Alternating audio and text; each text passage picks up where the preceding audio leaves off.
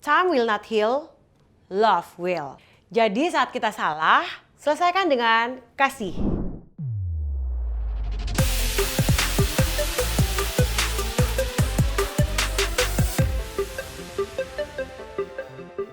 Mau nanya nih, pernah nggak kamu nyalain diri sendiri? Kecewa sama diri sendiri? Atau mungkin sampai sekarang kamu masih seperti itu? Kalau pernah, ini waktunya kamu untuk stop nyalain diri sendiri. Melalui nonton video ini kamu juga bisa menolong orang lain untuk mereka juga stop menyalahkan dirinya sendiri. Kenapa sih memaafkan diri sendiri itu penting? Pertama, karena semua orang di dunia ini pernah melakukan kesalahan. Aku pernah salah, kamu pernah salah, kita semua pernah melakukan kesalahan. Memaafkan diri sendiri itu penting karena kita bisa berpikir jernih ketika orang melakukan kesalahan sama kita.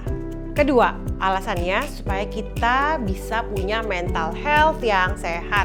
Mengakui kesalahan kita bisa menerima diri kita dan juga menerima kelemahan-kelemahan kita. Ini juga akan menolong kita untuk mengurangi kita pakai topeng-topeng kita yang kelihatannya baik-baik aja. Kita mulai pakai versi original kita yang sekarang. Alasan yang ketiga yang paling penting adalah Tuhan sudah ampuni kita. Masih ingat gak tentang perumpamaan anak yang hilang di Lukas 15 ayat 11-32? Di mana anaknya meminta warisannya, lalu menghabiskan semua harta yang dia dapat. Setelah habis, dia balik lagi ke rumahnya. Karena dia merasa gak enak, dia merasa bersalah, dia mau minta dijadikan pelayan aja sama bapaknya. Tapi bapaknya malah bikin sambutan dan membuat pesta buat anaknya.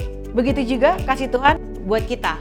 Mau kesalahan kita kecil, kesalahan kita besar, Tuhan pasti mengampuni kita. Tuhan gak mau kita lama-lama hidup di masa lalu kita. Tuhan mau kita tetap terus maju. Tuhan mau hidup kita bahagia bersama Dia. Terus gimana caranya supaya kita bisa maafin diri kita sendiri? Pertama, mengakui kalau kita salah. Jangan pernah gengsi untuk mengakui kalau kita salah. Ada beberapa orang yang mencari pembenaran diri, mencari alasan dari kesalahannya. Kita sebagai listeners mulai mengakui kesalahan diri kita sendiri, baik buat kita ataupun orang lain juga.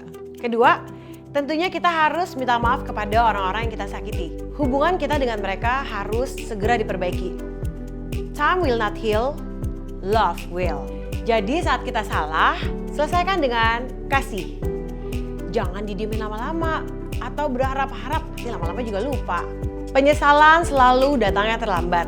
Tapi lebih baik menyesal dan minta maaf daripada gak ada menyesalnya. Ketiga, ceritakan masalah ini kepada mentor. Bukan untuk kita dimarahin ya. Selain juga untuk berbagi beban dan menyampaikan isi hati, seorang mentor pasti mendukung kita di dalam doa. Dan mentor itu akan menjadi alarm buat kita. Supaya apa? Supaya kita tidak melakukan kesalahan yang sama.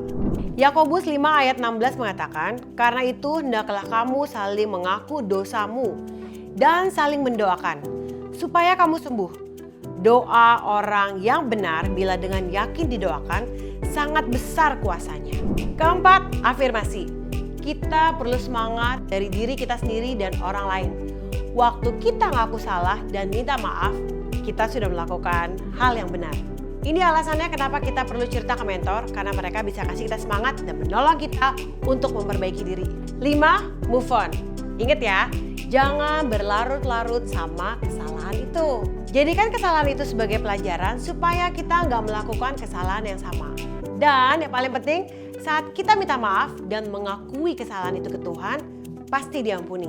Kesalahan apakah yang kamu lakukan dan kamu terus menyalahkan diri kamu sendiri? Sudah memaafkan diri kamu sendiri belum? Kalau belum, lakukan 5 cara tadi supaya kamu bebas dari rasa bersalah itu. Kalau kamu sudah maafin dirimu, bagikan cerita kamu ke squadmu, ke temanmu, sahabatmu, tetanggamu, orang sekitarmu, agar mereka bisa diberkati dan juga ditolong untuk bisa memaafkan diri mereka sendiri. Jangan lupa bahwa kita ini manusia yang pernah salah dan sudah diampuni dan mau terus bertumbuh untuk jadi lebih baik. See you in the next video. Jangan lupa subscribe, klik tombol notifikasi. We grow by helping others grow.